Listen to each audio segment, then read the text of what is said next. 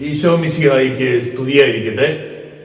പരിശുദ്ധ കന്യകാമറിയത്തിന്റെ പിറവി തിരുനാൾ ദിനമായ ഇന്ന് എല്ലാവരെയും, ഇത് ശ്രവിക്കുന്നവരെയും കാണുന്നവരെയും പരിശുദ്ധ അമ്മയുടെ വിമല ഹൃദയം വഴി ഈശോയ്ക്ക് സമർപ്പിച്ച് പ്രാർത്ഥിക്കുന്നു.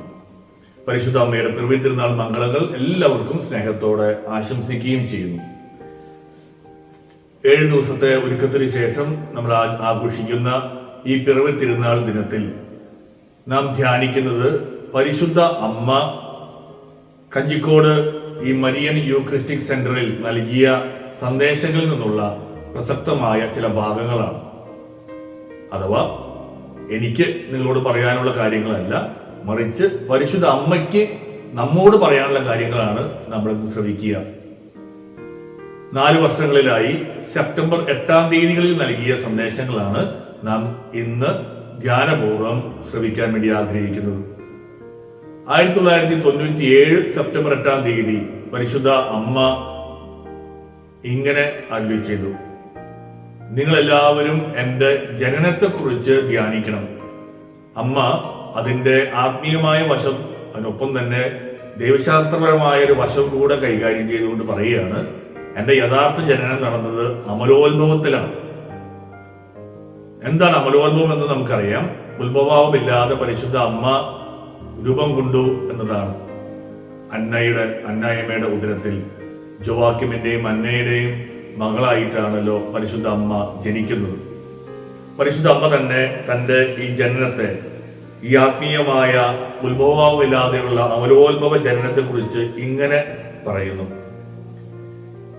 എന്റെ ജനന സമയം പരിശുദ്ധാത്മാവ് എന്റെ ആത്മാവുമായി സ്നേഹത്തോടു കൂടി ബന്ധപ്പെടുകയും സകല പാപങ്ങളിൽ നിന്നും മോചനം നൽകുകയും ചെയ്തു. അതൊരു രക്ഷാപ്രവർത്തനത്തിന്റെ തുടക്കം മാത്രം.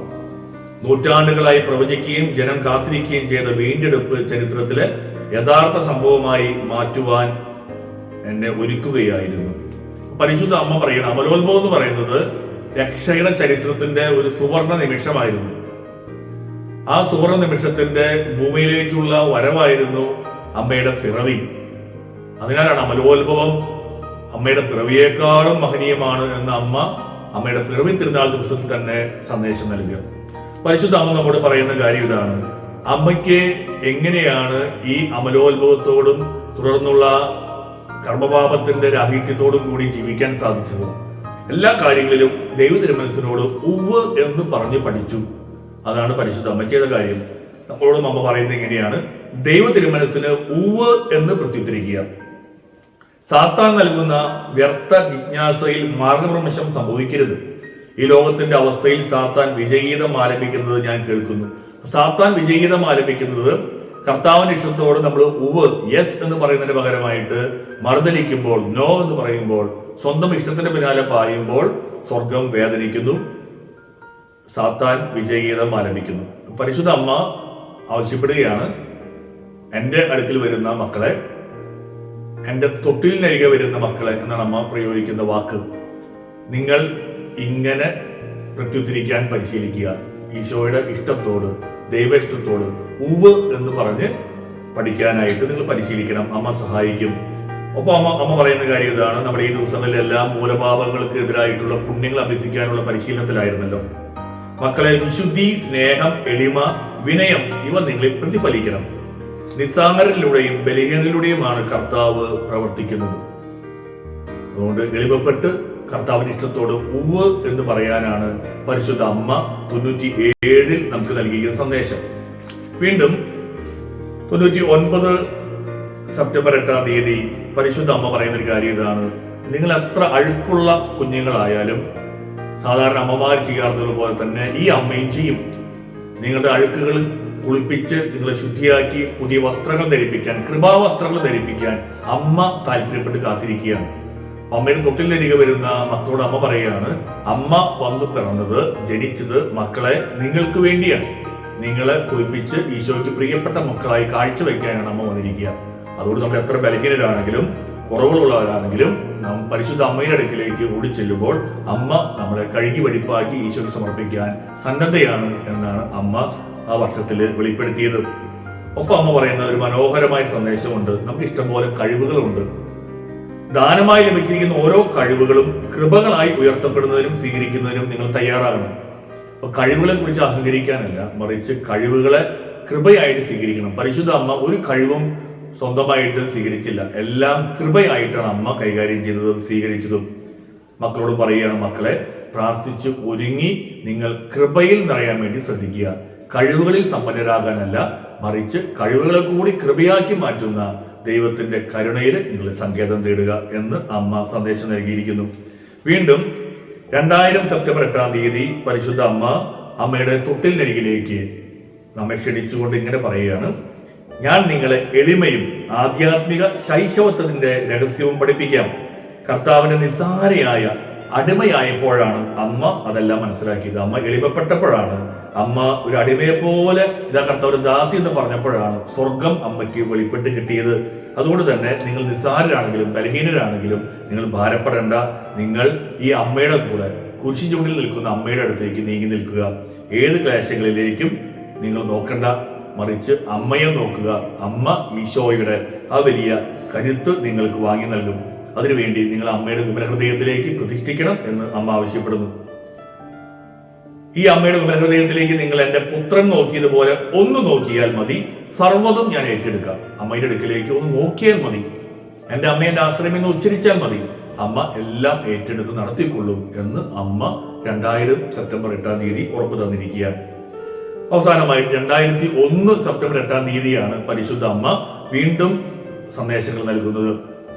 അന്ന് അമ്മ പറഞ്ഞ കാര്യങ്ങൾ, നിങ്ങൾ എനിക്ക് സമ്മാനങ്ങളായിട്ട് കൊണ്ടുവരുന്ന സമയത്ത് ഞാൻ സന്തോഷവതിയല്ല.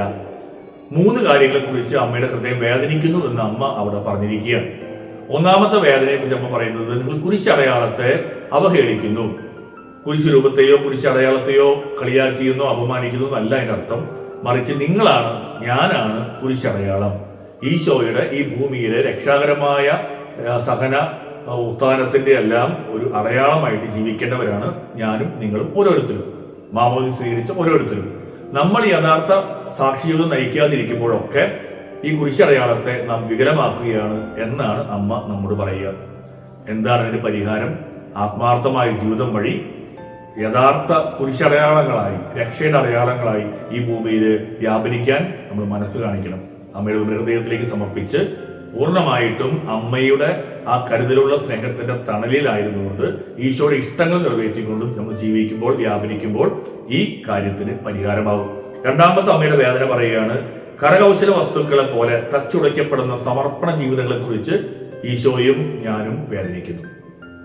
സമർപ്പിത ജീവിതങ്ങൾ, വൈദിക ജീവിതം, സന്യാസ ജീവിതം, അതിന്റെ ദൈവവിളി നഷ്ടപ്പെടുത്തി കളയുക, ദൈവവിളിക്ക് വില കൊടുക്കാതെ ജീവിക്കുക, ഈ കാര്യങ്ങളെ കുറിച്ച് അമ്മ ഒത്തിരി സങ്കടപ്പെടുന്നു എന്നും ഈശോയ്ക്ക് ഈ കാര്യത്തെ കുറിച്ച് അഗാധമായ ദുഃഖമുണ്ടെന്നും അമ്മ തന്റെ പിറവി തിരുനാൾ ദിവസത്തില് അടുക്കൽ വരുന്നവരോട് പറയുകയാണ്.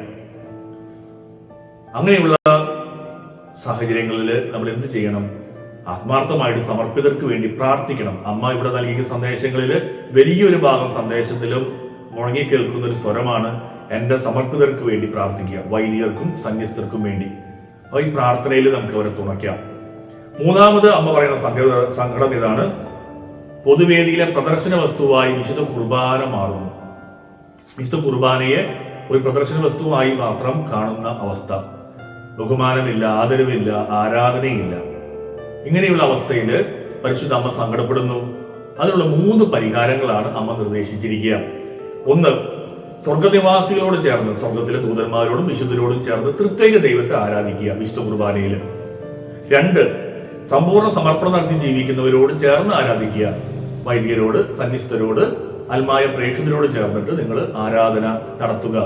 3, കുടുംബജീവിതം നയിക്കുന്നവരോട് ചേർന്ന് ആരാധന നടത്തുക. പരിശുദ്ധ അമ്മയും കുടുംബജീവിതം നയിച്ചിരുന്ന വ്യക്തിയാണല്ലോ. അമ്മ പറയുകയാണ്, അവരോട് ചേർന്ന് ദിവികാരുണ്യ ആരാധന നടത്തുക.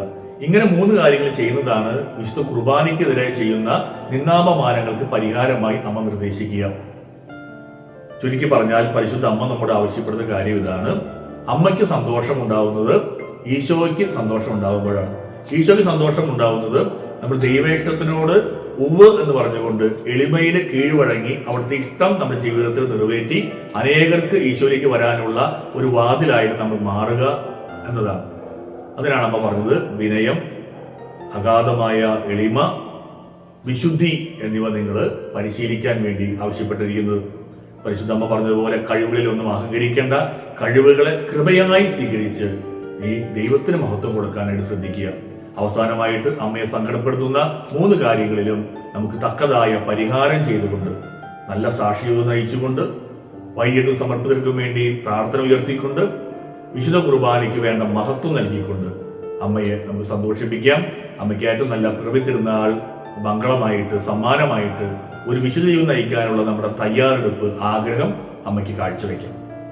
ഒരിക്കലും കൂടി എല്ലാവർക്കും പരിശുദ്ധ അമ്മയുടെ പിറവി തിരുനാളിന്റെ മംഗളങ്ങൾ കഞ്ചിക്കോട് മരിയൻ യൂക്രിസ്റ്റിക് സെന്ററിൽ നിന്ന് സ്നേഹത്തോടെ ആശംസിക്കുന്നു. Ave Maria.